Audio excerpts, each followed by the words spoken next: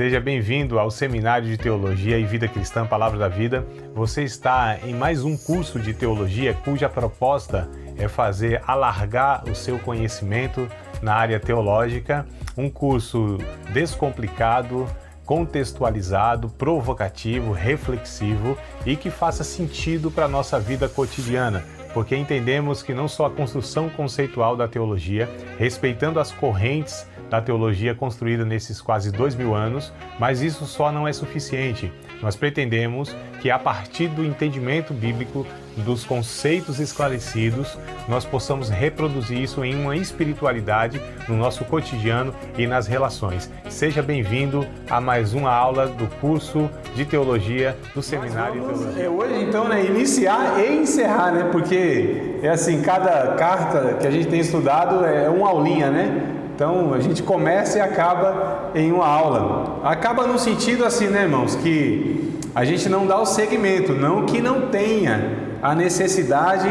de estar estudando, Porque a nossa proposta aqui, principalmente nesta matéria, não é aprofundar, mas dar uma visão panorâmica de cada carta, Cada epístola bíblica.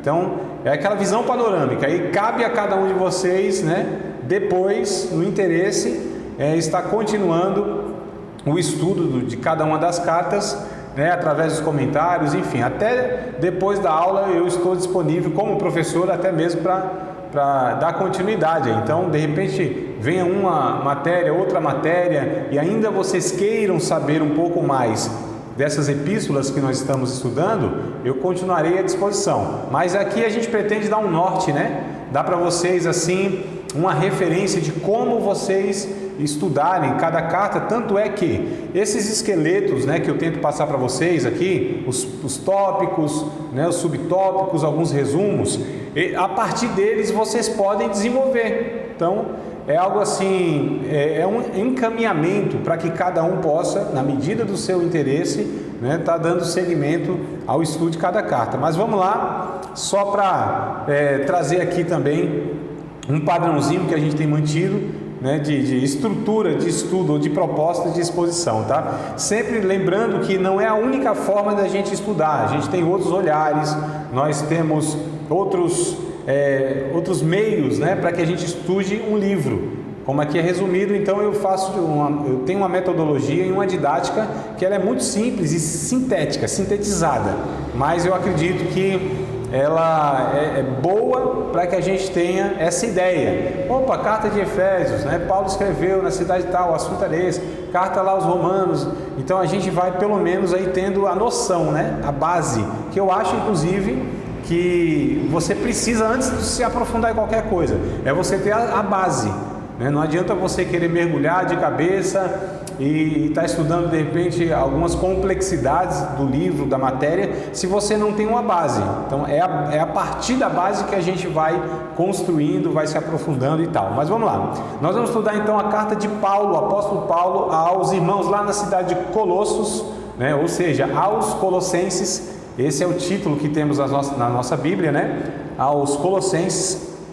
E a gente vai então fazer aquilo lá que a gente faz em toda a carta, Autor, quem é o autor dessa carta? Paulo, o apóstolo Paulo é o autor. Qual o tema que ele traz nessa carta? Qual é o assunto? Vocês já sabem que cada carta, aliás, cada livro, ele contém um assunto, ele aborda um tema. Então, qual é o tema aos Colossenses? É a supremacia de Cristo, tá? Supremacia de Cristo. Esse é o tema que Paulo traz nessa carta, Qual foi a data que ele escreve? Mais ou menos, não é uma exatidão, mas é cerca aí do ano 62, depois de Cristo, claro, depois de Cristo, antes não tem como. Então, mais ou menos aí no ano 62, tá? Junto com Filipenses, com Colossenses e com Filemon, a carta de Colossenses compõe, que nós chamamos de as cartas da prisão, que são 4 cartas. Eu comentei isso lá quando a gente falou aos Efésios, Então, aos Efésios, Filipenses, Colossenses e Filemon são chamadas cartas da prisão, tá? Porque Paulo estava preso, né? Estava na condição de preso quando ele escreve aí. Mas era também conhecida como carta circular. Eu falei isso também em Efésios, né? Efésios também é a carta circular. Vocês lembram por que não? Por que carta circular? Quem lembrar rapidinho, abre o microfone e diga, eu sei. E aí fala. Porque ele ia passando de igreja para igreja, né? Ia passando das comunidades ali, né? Isso, era lida em uma igreja, depois era lida em outra igreja. Ia circulando, né? Em algumas igrejas. Então, exatamente, Mana Cláudia. Obrigado, minha amada. Vamos lá. A cidade de Colossos, ela estava perto ali da cidade de Laodiceia, tá? A gente vê isso ó, em Colossenses capítulo 4, já vamos para o livro, para a carta. Colossenses capítulo 4, versículo de número 16. A gente já vê aqui, ó. E quando esta epístola tiver sido lida entre vós, né? Fazei também que seja na igreja dos Laodicenses. E a que veio de Laodiceia, lede a vós também. Então aqui a gente já vê inclusive a informação que da onde a gente tira a informação que é carta circular, né? E também a gente tira outra informação que a cidade de Colossos ficava próximo à cidade de Laodiceia. Essa cidade, Laodiceia, que ela é a carta aos laodicenses, né? Também fazia parte daquele conjunto de igrejas lá do Apocalipse capítulo 2. Enfim, é ali na Ásia Menor. Tá? Ficava uns 150 quilômetros da cidade de Éfeso, né? Interessante é saber assim, onde é hoje, né? Essa Ásia Menor, Éfeso, Laodiceia, Esmirna, onde é que hoje? Eu quero saber hoje, porque elas não tem mais no mapa, elas não existem mais com esses nomes no mapa, né? A região permanece lá, não foi destruída, ainda é planeta Terra, tá tudo, é igual, né? A geografia nesse sentido, mas foram tomando outros nomes, né? Então hoje, para a gente ter uma noção geral assim, tá? Visualizar no mapa, é na região da Turquia. Então hoje, né, o que é conhecido como Turquia, ali Istambul, tá? É nessa região. Na verdade, eu acho que, se não me falha a memória, Éfeso ficava bem distante de Istambul, né? Que é a capital da Turquia. É isso mesmo, né, Jéssica? Você que também não, né? Conhece talvez a geografia bem melhor do que eu, essa internacional, mas Istambul é a capital da Turquia, né? E de Istambul, é isso mesmo, obrigado, Barão. De Istambul, Éfeso ficava bem distante, né? 600 e tantos quilômetros aí. Então, mais ou menos assim, Espírito Santo, lá no Douglas, 600 quilômetros, né? Bem longe. Naquele tempo, mais ainda, né? Que o meio de locomoção era bem precário. Mas, enfim, só para a gente entender a geografia, o tempo, né? A época que foi escrito, o local, enfim. Possivelmente, Paulo, ele nunca tenha ido nessa cidade de Colossos, tá? Possivelmente ele nunca foi lá, né, pessoalmente. Ele, através de Epáfras, ó, capítulo 1, Colossenses capítulo 1, verso 7, vai nos informar aqui, né? Então, possivelmente, através de Epáfras, mantinha contato com esta igreja. Epáfras era um dos cooperadores de Paulo. Como a gente já falou em outras cartas, Paulo tinha diversos cooperadores, né? Paulo não fez o que fez, não rodou o mundo sozinho, não plantou igreja sozinho, não pastoreava essas igrejas sozinho, ele não pregou o evangelho sozinho, pelo contrário, Paulo tinha uma rede, né, diversos irmãos e irmãs, pessoas que o ajudavam em oração, nos contatos, levava muitas vezes essas cartas, essa mesmo, por exemplo, essa daqui foi levada, deixa eu ver se eu confirmo a informação, calma que a gente vai em Colossenses 4, tá? É isso, o capítulo 4, verso 7, vai falar que Tíquico, o nome é só nome bonito para pôr em filho, né? Então, Tíquico, Epáfras, Epafrodito, Trifena e Trifosa, são os nomes assim top. Então, Tíquico, capítulo 4, Colossenses, verso 7, vai falar que Tíquico, que foi quem levou essa carta, né? Epáfras, possivelmente, era aquele que pastoreava a igreja lá em Colossos, e possivelmente ele não só pastoreava, foi ele que plantou essa igreja, tá? Mas como Paulo, então, é esse apóstolo que doutrina, que eles têm referência? É porque, na verdade, na ida de Paulo a Éfeso, tá? E a gente tem essa informação pelo capítulo de número 20, de Atos dos Apóstolos, né? Paulo fica ali, é a igreja que possivelmente ele passa mais tempo, em torno de 3 anos e meio. Então toda a Ásia Menor, a partir de Éfeso ali, né, do Atos 20, é que toda a Ásia Menor ouve a palavra de Deus, e isso inclui a cidade de Colossos. Então Paulo, de alguma maneira, ele é aquele que leva a palavra indiretamente, porque ele faz aquela obra extraordinária na cidade de Éfeso, né? Essas cidades chaves, cidades onde tinha muito trânsito de pessoas. Então Paulo pregava ali, pessoas que estavam naquela ocasião, naquele período, ouvia, mas ia para outro lugar, que é o caso possivelmente de Epáfras. Então houve lá em Éfeso, né, Paulo pregando, aceita Cristo, aquela coisa toda, e quando ele vai para Colossos, ele planta uma igreja, mas sempre Paulo sendo a referência, tanto de Epáfras quanto desses irmãos. Então esse inclusive era o papel de Paulo, né? Plantar igrejas, né? Além de pregar o evangelho mesmo, sair pregando o evangelho, mas ele plantava igrejas lá, ficava um tempo, plantava igreja, formava um pastor lá, Tito, Timóteo, né? E tantos outros aí também. É Paulo que não só os ganhava para Cristo, mas Paulo é o que levava eles à maturidade cristã. Quando enxergava uma vocação chamada ministerial, Paulo dava mais ênfase ainda no discipulado, né? E aí uma igreja estava plantada, formada. Então Paulo ia para outro lugar, mas ele voltava quando possível. A gente vê em Romanos, por exemplo, ele dizendo a vontade dele de passar na Espanha, o desejo de ir em tal igreja, né? Vira e mexe nas cartas, ele fala isso, meu desejo de estar com vocês e tudo mais. Então esse apóstolo que tem um vínculo afetivo com as pessoas, não é só um cara de produção religiosa, produção de abrir igrejas, essa loucura toda que muitos hoje entram, né? É quase que assim, franquias, né? Chamam de filiais, e a matriz, que é a igreja mãe, vai expandindo, porque o negócio não é nem plantar a igreja, é abrir igreja, né, que eles falam, né? Vamos abrir igreja. Para mim, se abre boteco, se abre loja, se abre farmácia, igreja é planta, né? Então essa é pelo menos a ideia bíblica que eu tenho. Igreja plantada, é um organismo vivo, é uma comunidade de fé que foi resgatada em tal lugar. Então assim, se tem um vínculo com a outra, não importa, elas precisam ser de fato gente que caminham com Cristo. Enfim, a gente vai entrar numa área aqui que às vezes dá um estresse, a gente fica meio estressado com algumas coisas, mas aqui não é para ninguém se estressar, aqui é o contrário, para a gente aqui receber a palavra de Deus, ficar animado, irmão. Vamos lá, Colossenses capítulo 1, verso 7, falando aqui que Paulo possivelmente não teve contato pessoalmente, tá?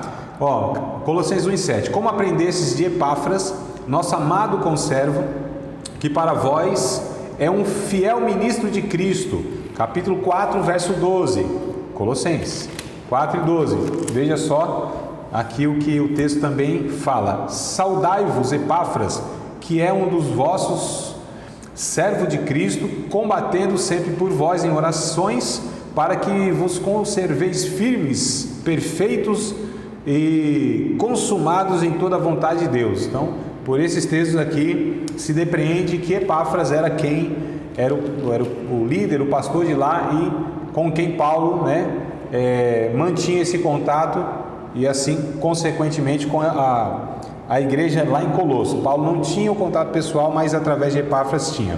O motivo dessa epístola aqui foi por que Paulo escreve, né? Qual é o motivo? Ele foi motivado por quê? Porque houve um surgimento de ensinos falsos na igreja. Está lá em Colossos, lá nos Colossenses, capítulo 2, versículo número 8. A gente vê na carta aqui, ó, 2 e 8, vai nos informar aqui o que estava acontecendo nessa igreja, né? Qual foi a motivação, porque Paulo escreve aqui. E ele vai defender, a gente vai ver aqui, a doutrina de Cristo, né? A supremacia. Capítulo 2, verso 8. Tende cuidado para que ninguém vos faça presa sua, por meio de filosofias e vãs sutilezas, segundo a tradição dos homens, segundo os rudimentos do mundo e não segundo Cristo. Paulo identificou que ali havia ensinos, e aquela igreja, que era para ser a igreja de Cristo, a igreja onde Cristo é o alicerce, onde Cristo não é só o fim, mas é o começo e o meio, ou seja, Cristo do começo ao fim, né? Ele é a base, é o meio, é o que viabiliza e é a finalidade. Então a igreja precisa entender que Cristo é o tudo dela, né? Então Paulo, entendendo que a igreja deveria sempre estar centrada em Cristo, percebeu que ali havia um risco de ensinamentos que tirariam a centralidade de Cristo, estava entrando. Então ele escreve essa carta motivado porque esses falsos ensinos estavam, e esse é o papel do apóstolo Paulo em muitas igrejas, é doutrinar, né? Corrigir as heresias e tudo mais. Então, qual ensino falso não foi por Paulo mencionado? Na verdade, o que a gente vai falar aqui do ensino não foi mencionado diretamente, né, nessa carta. Provavelmente porque eles conheciam o que Paulo estava falando, eles já conheciam qual era essa doutrina falsa, né? E era uma mistura de ensino cristão. Olha que balaio teológico. Lá eles ensinavam alguma coisa do ensino cristão, e aí que está o perigo da heresia. Nenhuma igreja evangélica, irmãos, vai estar lá um ensinamento satânico, né, de Satanás mesmo, satanismo. Não vai estar nenhum ensinamento do catolicismo, naquilo que diverge mesmo assim, né, bem essencialmente. Não vai estar uma igreja evangélica falando sobre o espiritismo, né, Allan Kardec, aquela coisa toda. O perigo da heresia é que ela vem assim com, inclusive, textos da Bíblia, né, é usado de uma forma distorcida. Vem também de uma maneira muito sutil, né, como o Paulo coloca aqui, ele usa a palavra aqui, vãs sutilezas. Então isso aqui talvez seja um dos maiores perigos, onde não se identifica facilmente, né, onde muitos irmãos e às vezes até mesmo pastores que a gente percebe hoje não identificam, não discernem que aquilo que é ensinado, que é pregado, que é crido, não é o evangelho, porque tem cara de evangelho. Então o perigo da heresia não é uma mentira, toda mentira, é uma meia verdade, que no final é uma toda mentira, mas ela vem com essa máscara, né, e tal. Então Paulo vai falando aqui, então qual era o ensino lá na igreja de Colossos? Ensino cristão tinha também. Tradições judaicas extra-bíblica é o que tinha também, porque a gente tem que entender que o judaísmo, ele também tinha suas loucuras, né? Tinha seus desvios. Então você tem o judaísmo clássico, mas dentro do judaísmo você tem o judaísmo, por exemplo, místico, que hoje é chamado de Cabalá. Alguns falam Cabala, né? A Cabalá, que seria mais ou menos um esoterismo, um misticismo do judaísmo, só para vocês entenderem. Então assim, lá também tinha uma espécie de judaísmo, né, meio místico, tá? Uma questão extra-bíblica, né? Ou seja, que não era apoiado no judaísmo do Antigo Testamento, e filosofias pagãs diversas. Então no verso 8 ele diz isso, né? Com certeza que feria o ensino da centralidade de Cristo, esse era o ponto central. Então todo esse balaio de gato, o perigo maior é que isso afetava. Irmãos, a gente precisa entender o seguinte, que às vezes até tem ensino na igreja, eu já comentei isso aí com vocês até em outra matéria, a igreja tal acredita que tem que batizar criança, os Pedro Batista, né? Aí outra igreja acredita que a salvação se perde ou não se perde, calvinismo é arminianismo. A outra igreja entende que o batismo precisa ser em água corrente, ou precisa ser pode ser com aspersão, outra não, tem que ser com imersão. A outra acredita que os dons espirituais são válidos hoje, outras não, né? Cessacionismo, continuismo. Outros acreditam que os elementos da ceia precisa ser de fato um pão sem fermento, literalmente um suco de uva, né? E tal. Enfim, esses ensinamentos, eles são periféricos, tá certo? A gente fala que eles não vão interferir no caráter cristão, no caráter do discípulo de Cristo, né? Não vão interferir, não vão afetar a salvação de ninguém, tá certo? Por quê? Não são ensinamentos centrais, essenciais, são periféricos, né? Então são coisas assim, na teologia refinada a gente fala que não fede nem cheira, não infrói nem contribui, falando mais refinadamente, né? Então são coisas assim que tudo bem, irmãos, isso não vai... a gente não coloca isso na categoria de uma heresia, de um falso ensino. Isso não prejudica o evangelho no cerne. Agora você falar a respeito de um ensino que fere a centralidade de Cristo, que vai colocar a Bíblia, por exemplo, como uma não palavra de Deus, né? Você vai ensinar que a Trindade não é a Trindade e tal, que o Espírito Santo não é uma pessoa, que o sacrifício de Cristo ele não foi suficiente, enfim, aí já é muito complicado. Então era o que estava acontecendo aqui nessa igreja de Colossos, né? Eles estavam afetando esses ensinos a centralidade e a supremacia de Cristo. Cristo é o ponto central do Evangelho. Irmãos, existe catolicismo sem Papa, existe budismo sem Buda, existe islamismo sem Maomé, tudo isso existe. Agora, não tem como existir a fé evangélica sem Cristo. É impossível. Cristo é o tudo, como nós falamos aqui, né? A pessoa de Cristo, a natureza de Cristo e a obra de Cristo é o que vai determinar, de fato, se nós acreditamos, se nós somos salvos, se nós acreditamos no Evangelho, se declaramos essas coisas. O João, 1 João, ele vai declarar, capítulo 3, se não me falha a memória da sua carta, ele vai dizer, olha, aquele que não confessa que Jesus veio em carne, esse é o anticristo, né? Não reconhecendo a historicidade de Jesus, a humanidade de Jesus. Então é isso que João vai falar. Ele ainda vai falar outras questões. Aliás, o João no Evangelho, capítulo 17, ele vai falar que a vida eterna é esta, que creiam em ti só, Deus verdadeiro, e a Jesus Cristo a quem enviaste. Então percebam, amados, que a gente precisa diferenciar. E aqui Paulo identificou, estão aí ensinando algo que pode interferir e fazer toda a diferença na questão da salvação de vocês. Então, igreja de Cristo, igreja cristã, ela precisa ter bem claramente definida o que ela crê, tá certo? E uma das coisas Jesus é suficiente, Ele é Deus, Ele é Senhor sobre tudo e sobre todos. Então, ele escreve sobre isso. Qual o propósito? Eu falei da motivação que motivou Paulo a escrever, né? Que foi esses ensinos heréticos. Mas qual foi o propósito dele mesmo escrever? Foi combater esses falsos ensinos, né, que estavam distorcendo, como eu disse, a centralidade e a supremacia de Cristo em tudo. Então olha que coisa interessante, muitas igrejas evangélicas, muitas, não são poucas, tá? E quando eu digo muitas igrejas, eu estou me referindo inclusive a essas históricas, né? Porque a questão, irmãos, que a tradição, o tempo de casa na história não quer dizer muita coisa. Então a gente vê igrejas assim que são históricas, estão aí há 400 anos, há 500 anos, né?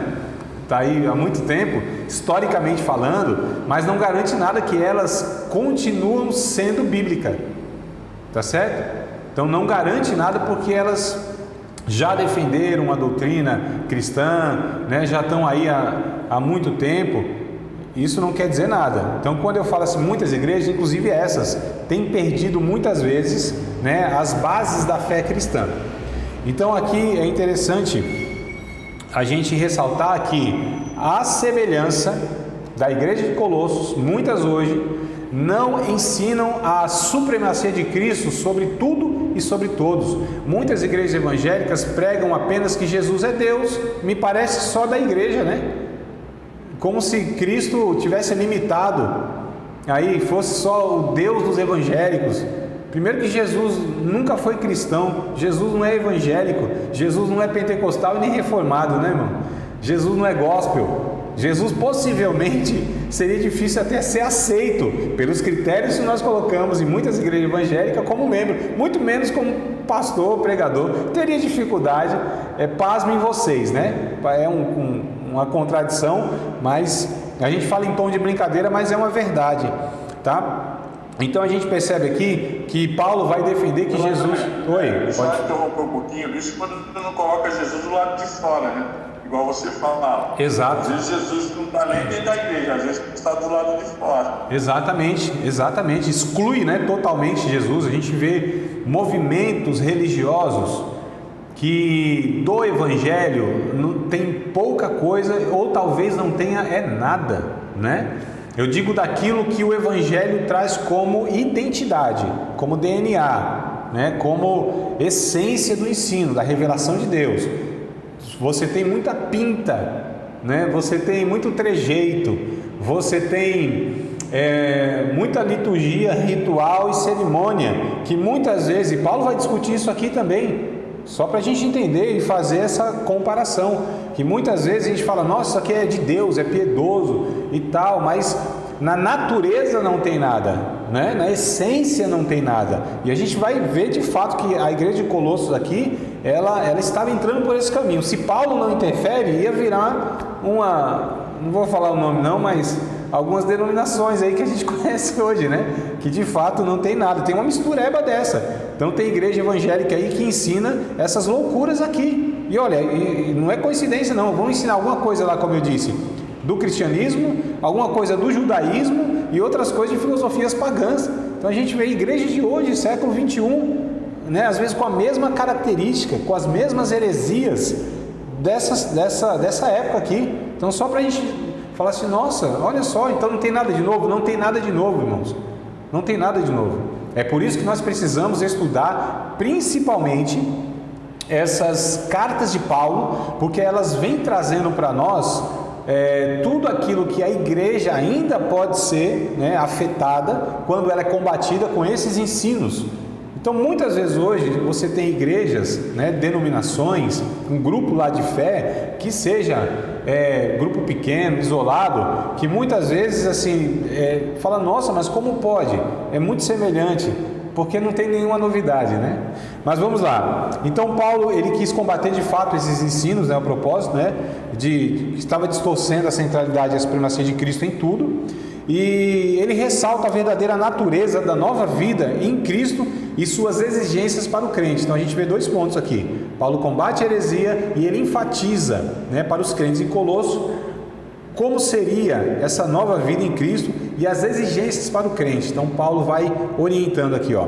Aí vamos entrar na carta agora propriamente dito, tá? Vamos ver se a gente consegue aí, tá, caminhando, né, pela epístola. Então abram aí no capítulo 1, que a gente vai caminhar agora com alguns versículos, né? Depois de saudar a igreja, tem um padrãozinho, né? Nas cartas de Paulo, ele se apresenta, Paulo, servo do Senhor Jesus Cristo, pela vontade de Deus, o irmão Timóteo. Então ele sempre apresenta quem está com ele também na ocasião, né? Aos santos irmãos fiéis em Cristo que estão em Colossos, graça a vós e paz da parte de Deus, nosso Pai, e da nosso Senhor Jesus Cristo, verso 1 e 2.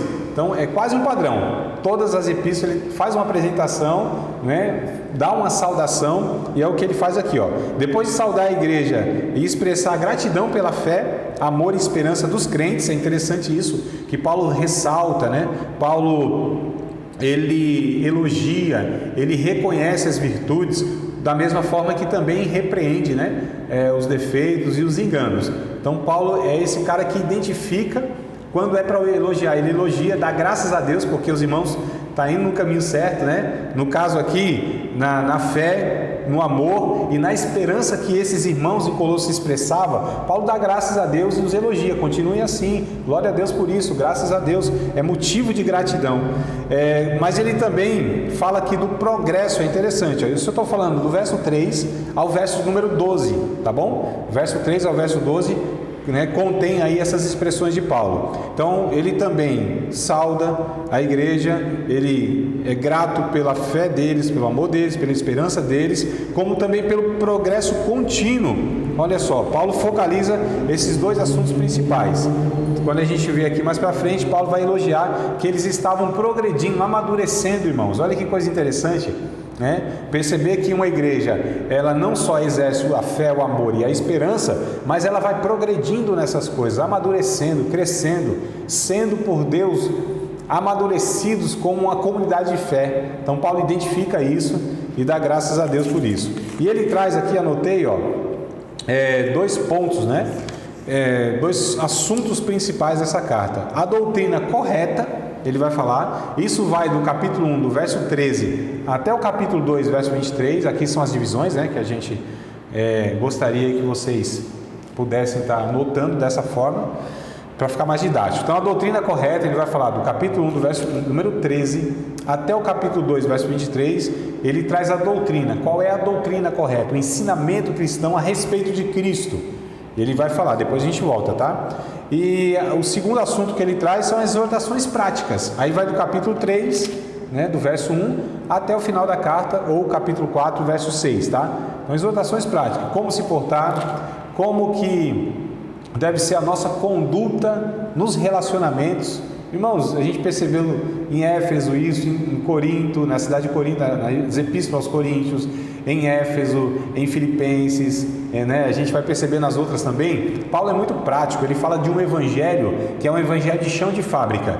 Paulo não é o teólogo acadêmico que vai falar das complexidades e tal. Lógico que ele traz Romanos, então, pelo amor de Deus, Romanos é a carta mais complexa, doutrinariamente falando, teologicamente falando, um negócio absurdo, que o próprio apóstolo Pedro, lá na sua segunda carta, ele diz assim: rapaz, Paulo escreve esse negócio aí meio embaçado, né? Esse negócio é meio difícil, rapaz, difícil de entender, que os indoutos inconstantes até ficam torcendo lá, e é um negócio complicado. Nosso amado irmão Paulo, Pedro disse isso, se o apóstolo Pedro disse isso, imagina. Então, de fato, que aí tem complexidade do que Paulo escreve, mas via de regra, Paulo ele fala da vida prática, do caráter em si, né? Da ética, da moral, né? Das relações familiares, domésticas, empregatícias, enfim, social. Então Paulo fala de um evangelho onde Deus se preocupa com a formação do caráter dos seus filhos, suas filhas. Os discípulos de Cristo têm que ser diferentes. Então Paulo, nessa segunda parte aí da carta, né, do capítulo 3 e 4, então a gente está dividindo, ó, capítulo 1 e 2, 3 e 4, né? Então 3 e 4 ele vai falar dessas exortações práticas. Então vamos lá, voltar no capítulo 1, se vocês quiserem anotar, tá? Ele fala no capítulo 1 que Cristo é, 2 pontos, Cristo é, 2 pontos, eu vou aqui enumerar. Ele diz que Jesus nada mais é, nada menos é do que a imagem do Deus invisível, capítulo 1, verso 15, tá? 1 e 15, eu não vou ler para ganhar tempo aqui, depois vocês leem aí. Falando em tempo, irmão, a gente tem um minutinho aqui, vai cair a ligação, vocês já linkam de novo aí, tá? Sem perda de tempo, vá rapidinho na cantina e volte, mas vamos no link aí, a segunda aula. Então vamos lá. Primeira coisa, no capítulo 1, Jesus é a imagem do Deus invisível, capítulo 1, verso 15, né? Jesus é a plenitude da divindade em forma corpórea, capítulo 2, verso 9. Jesus é a plenitude de Deus, olha só, em forma corpórea. Olha que declaração, irmão. Ele está falando aqui que Jesus é Deus, a supremacia de Cristo. Então declara, é a imagem do Deus invisível, é a plenitude da divindade em forma corpórea, né? Capítulo 1, versos 16 e 17. Ele é o Criador de todas as coisas, Jesus é o Criador de todas as coisas. Ele vai colocar, versos 16 e 17. Das coisas visíveis e invisíveis, que é no céu, na terra, Ele criou todas as coisas, por meio dEle foram criadas todas as coisas. Olha a declaração de Paulo aqui a respeito de Jesus. Então, além dele ser Deus, né, a imagem do Deus invisível,